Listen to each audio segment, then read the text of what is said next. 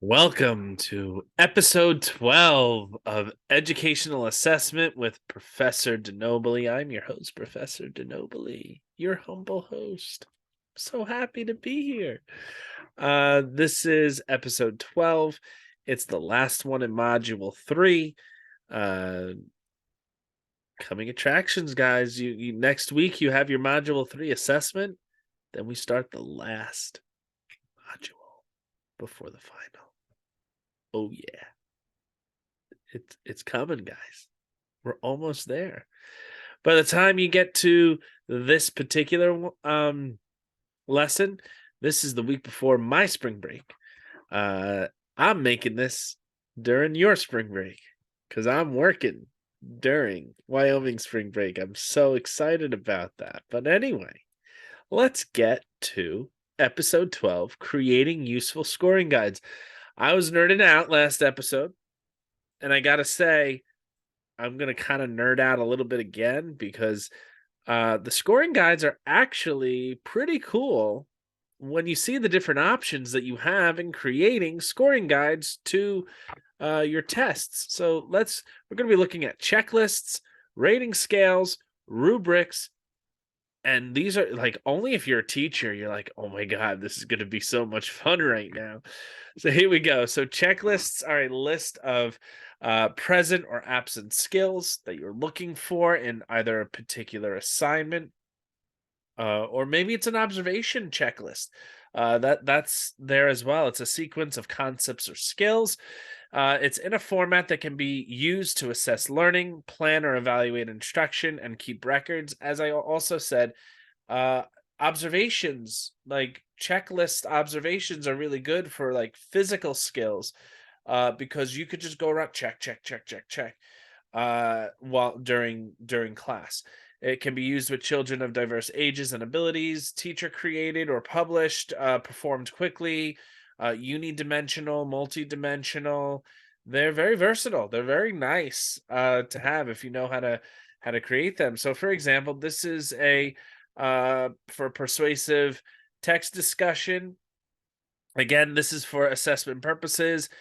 Here's the bigger view is on the right here. The close-up view is on the left here. So in general, the writer includes two different viewpoints, for and against. Either they did or they didn't. All right. In their persuasive text, they either provided two different viewpoints or they didn't. The writer uses emotive, persuasive, and dominant language. Yes or no? The writer uses past or present tense correctly. Now, notice this. What's nice about this particular checklist, this is where I get excited. This could be used for reading comprehension and writing comprehension. That's why this is an awesome checklist, because you could give this to students for them to read a persuasive text and tell the students check off. So now this is a test for them. You could also give it for them to self-assess their own writing of a persuasive text. You could also give this to them to read a partner's persuasive text and do peer assessment. That's why certain checklists like this one get me excited, because they're very versatile and can be used in multiple different ways. Ways to evaluate checklist objectives is through observation, learning activities, specific tasks, student interviews. So these are other ways. Just how I said before about observations, you could do it in student interviews. You give them a checklist. If they're preparing an essay, give them a checklist before they submit it. Do you have this, and this? It helps them get into the mindset of the protocols that you want them to master as you go along. So here, this is a year-long skills interview class checklist. You'll have student names over here. They got possible point values over here. Let's see. No, this checklist provides enough space to record scores for 6 students. So one thing if it's done correctly, you can have it where you can have multiple students on the same page. Run enough copies to accommodate the students in your class plus a few more, just in case you make some mistakes, because we all know people, teachers included, are not perfect, like me. Anyway, remark the same sheets each assessment period so you can easily see the student's progress throughout the year. So let's see if we're looking at this, right? So let's see if we got Johnny over here. So Johnny's going to be the first student. I'm going to sit down with Johnny and I'm going to interview him for the baseline. Counts by ones forward to 120, starting at any number less than 120. Johnny, you cannot start at 119. I know you want to, but you can't. So he does the baseline. All right. I see what they did here. So if Johnny can do less than 20, he gets 0 points. If he does between 21 and 32, he gets 1 point all the way up. If he can do 100 or more, he gets 4 points. So let's say Johnny was able to count between 40 and 66 numbers. So he gets a 2. We give him a 2. All right. So now in the fall, let's see if we tested him in September, we're going to do November, and he's going to count again. And you know what? He was able to count to 66. He was able to count to 66. All right, so he still got 2 points. All right, so you're able to count to 66. Not much improvement there. So now it's January. It's the winter time, and we're gonna see, can he count? Can he count to the 120? Well, you know what? He was able to count to 100 this time. So he's still 2 points. He's showing consistency. All right, but you know what happens in the spring? In the spring, things start to sprout. In the spring, you know what? He counted between 110 and 120. He was able to go from 66 to 111. That's as far as he got. 111. Well, you got 2 points. He's now got 3 points. I can show growth. And you know what? Depending on where he's counting, I got support resources on this side to help me out too.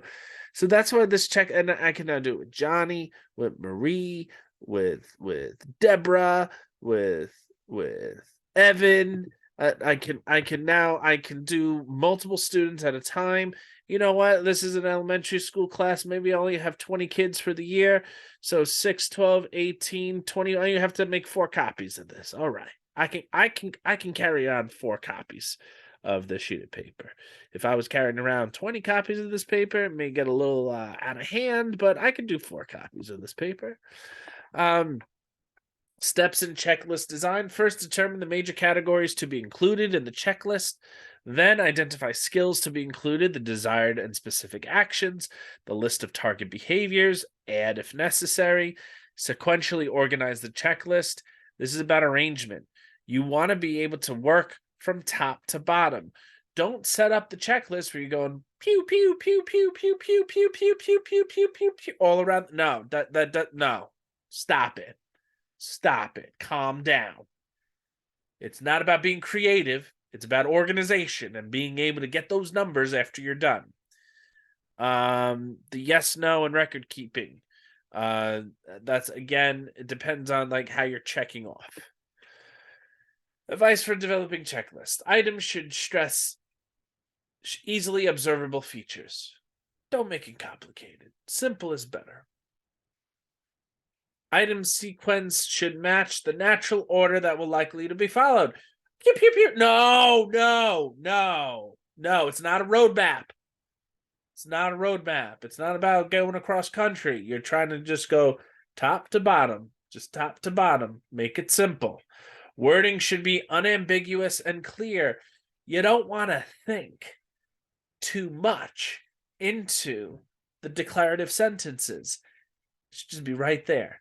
Items should provide a place to mark X where they can be accomplished. Check. It doesn't matter what the symbol is, whatever your symbol wants to be. If you want markers, go bam, bam, bam. You could do that as well. It's not so much about the mark, but that you have a place to put the mark. Each item should be written with consistent language and voice. Each item should provide only one. Wow. Only one issue to be evaluated. Only one issue to be evaluated. Wow, even English teachers need editors.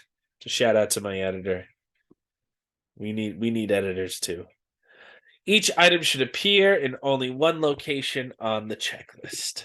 All right. Rating scales. Love rating scales. I especially love rating scales for self-assessment. And I love the little visual graphic ones. We're going to get there. That's where it gets a little cutesy. So anyway, written list of performance criteria that permits the teacher more than two choices: good, fair, poor, or excellent, good, fair, poor, to judge student performance of each criterion. Types of rating scales. There's the numeric, also called the Likert scale. So like, for example, 1 equals never, 2 equals sometimes, 3 is often, 4 is always. Graphic, it's like more visual. So usage, quantity descriptors. Never use is 0, use all the time 100, and figure out in between what each of the middle ones say. All right, smiling face descriptors. Please choose the smiley face to show how you feel today. So cute. All right. Johnny, why'd you pick number 3? Because he just vomited on my shoes. That's why he picked number 3. Thanks, Johnny, for you could go to the nurse right now. All right. That's why he picked number 3.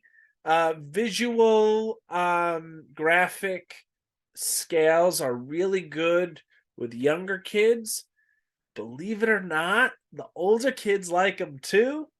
I've used them with like reading circles and peer evaluations. The 17 and 18-year-old kids in my senior class, they like the graphics. They also like stickers, but that's a whole nother thing. Rating scale examples and uses, report cards, screenings, intervention development, progress self-monitoring or progress monitoring, psychological educational evaluation such as behavioral.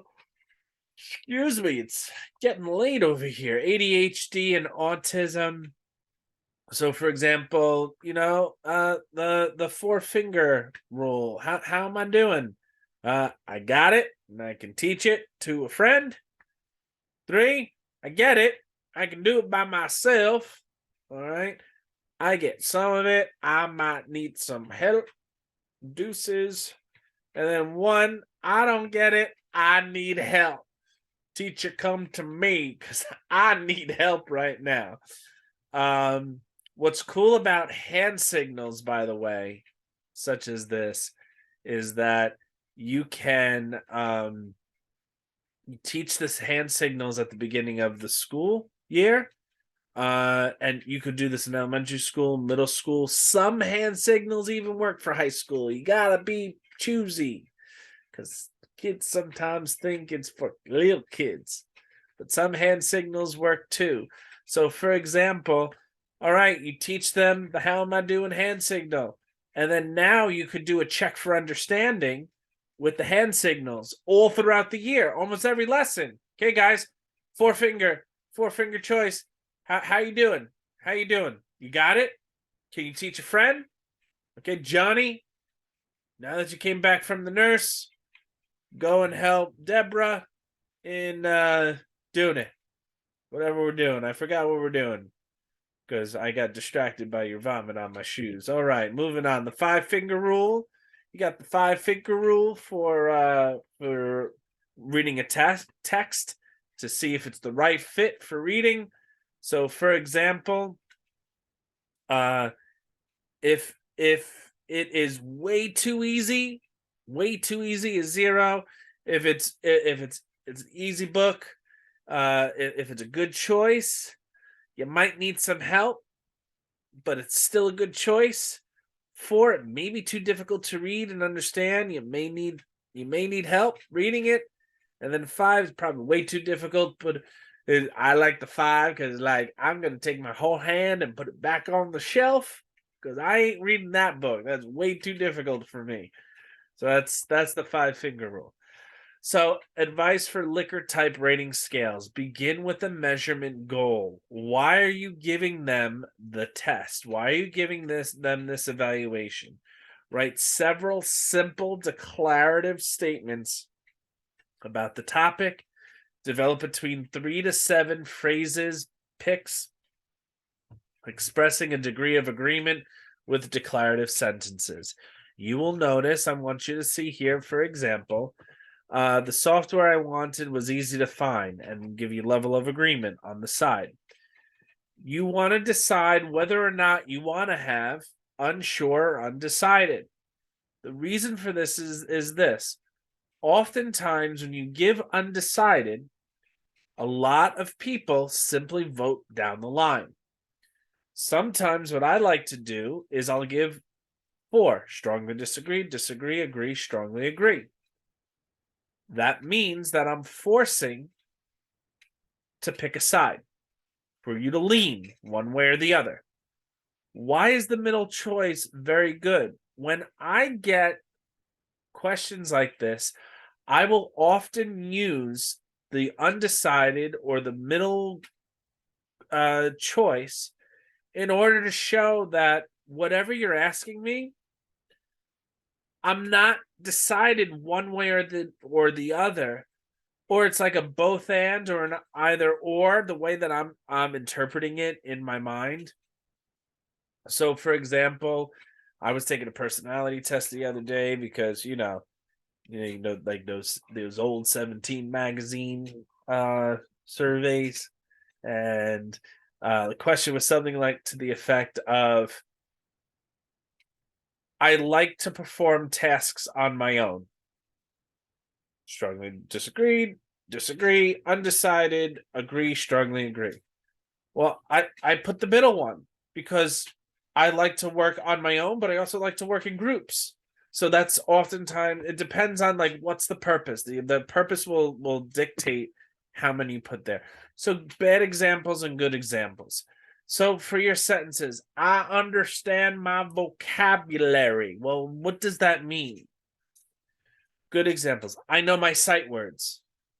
That's more specific and it gives you more data to draw from. I ask and answer questions. Okay, good. Well, Johnny goes, well, Miss, I can ask a question, but I don't like answering them. So what do I put for that one? You pick one. I ask questions. Next one. I answer questions. Don't mix them. I can't paraphrase and recall many events in a story. That's way convoluted. I can retell a story I read. I can retell a story that I read. Make it simple. Responses, choices, bad. Very easily, somewhat easily, average, somewhat difficult, difficult. Blech. That doesn't tell me something. Rarely, sometimes, frequently. Also keep in mind when you're doing something like this, don't do something like where it's like disagree, sometimes agree, agree, strongly agree, because you're skewing your audience to go agree instead of never disagreeing, because you're only giving them one option to disagree and 3 options to agree. So keep that in mind. Good responses and choices, yes, sometimes no. It's clean, it's cut. The 5-finger rule, right? It's very clear. The 5-finger rule. I'm putting you back on the shelf. I'm not reading you tonight. Elementary school kids like this: green, yellow, red. It's the stoplight. Where are we with this lesson? Green, let's move on to the next lesson. Yellow, I need a little bit of help. Red, we're going to reteach it. Rubrics. Once you learn how to write rubrics, it changes your teaching career forever. Once you know how to write a really good rubric, because then you realize rubrics go with everything. It's also the point for UBD and backwards planning. Rubrics are qualitative instruments used for assessing student progress or scoring student work.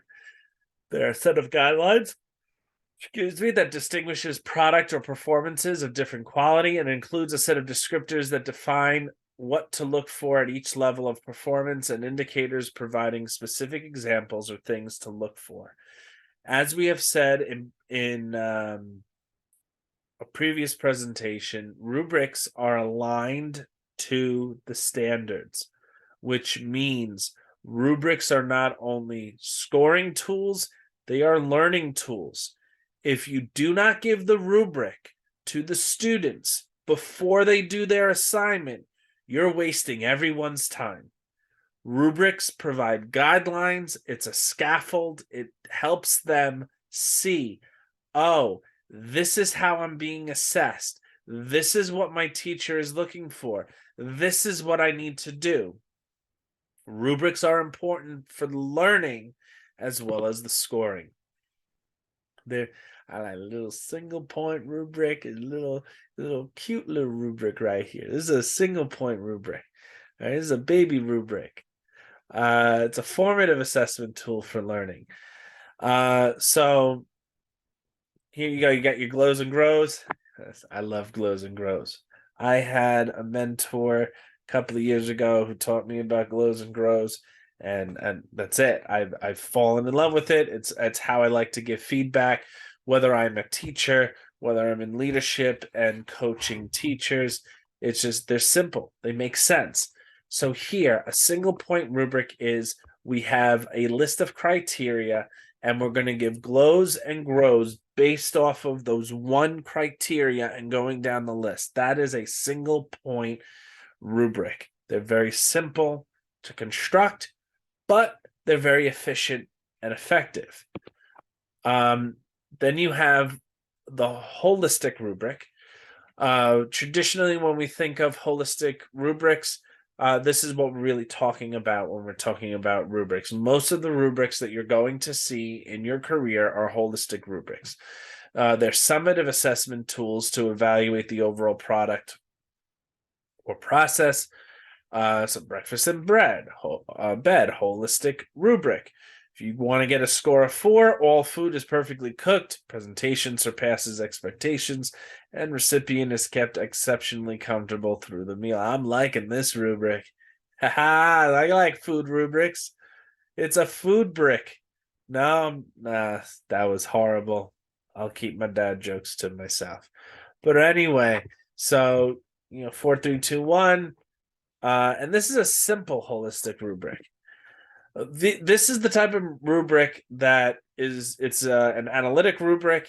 These are the types of rubrics I deal with because you have multiple criteria and you have a matrix, and this lets you know where the students are at multiple times within a complex set of tasks.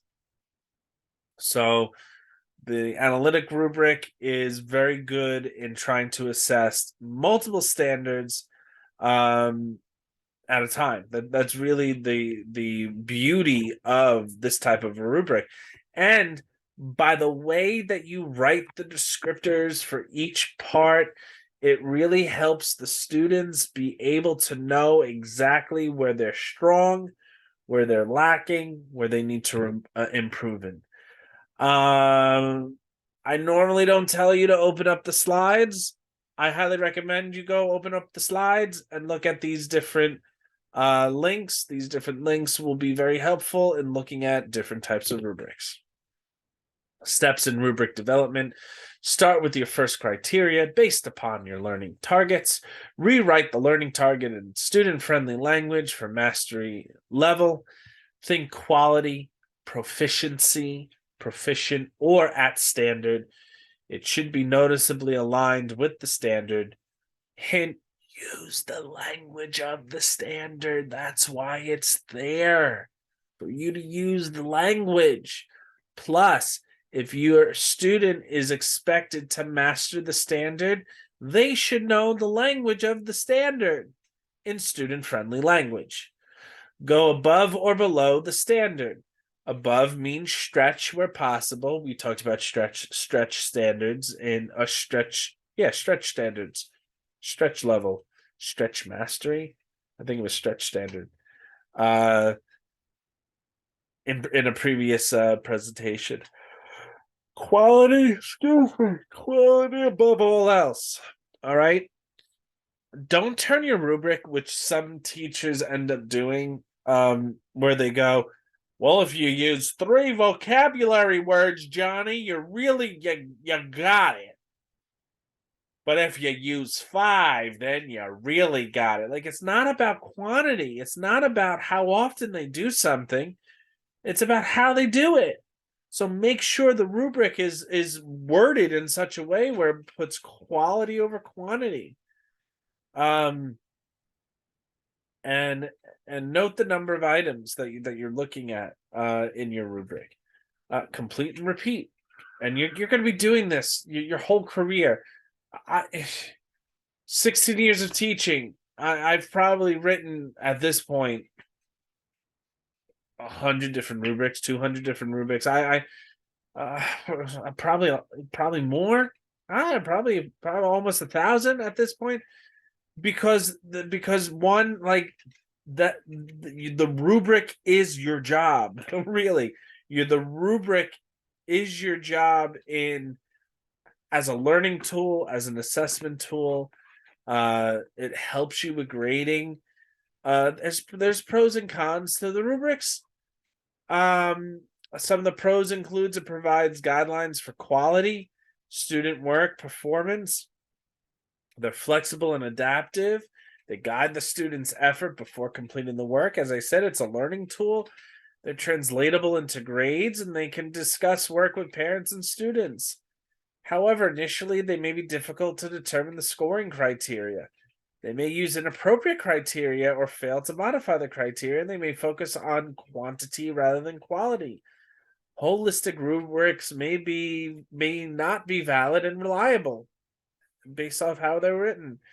They're time consuming to develop, but once you have them, you have them. I have a rubric from from the community college that I've worked at that I use to evaluate my student essays, because it's a reliable rubric. It works. It puts all the different skills that I'm looking for my students. The other con that I would say is that because you're using the rubric matrix to eventually calculate a grade, one of the cons is that if 2 students get the same score, it's wrong to think that it means that they that it's the same essay, or the same quality essay, or that similar scores interpret to mean sameness in any way. They don't, because you don't know why they got the scores that they did. So, for example, you can get a student who got a mid-grade all the way down, and so they got a total score of 12. Or you could have a student who they got all over the rubric, but a total score of 12. So it all depends on where they're coming up on the rubric. The other thing is that, you want students to score high, but if they missed one thing, if they didn't include one thing, it throws the whole rubric off. That's just the nature. It throws the whole score off based off of the rubric. That's just the nature of the beast, so to speak. Checklists are a quick and easy formative assessment tool for observable phenomena in the classroom. Rating scales can be used. Oh, excuse me. It's getting late over here. It's almost 11 o'clock New York time, and we had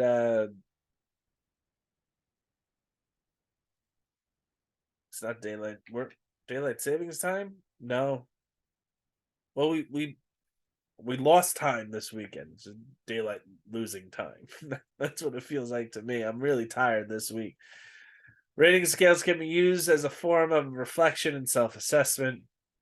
Rubrics are the backbone of UBD backwards design. Understand by design. They can help design and guide assessments, checklists, rating scales, and rubrics are more examples of how assessment drives instruction. Thank you. I'm going to go to bed. I had ordered pizza earlier. If you remember from 2 episodes ago, I got to pack that up and put that away. This concludes Module 3. Next week, you will have the assessment and the next part of the project, and then you will start the last module, Module 4. Thank you, and good night.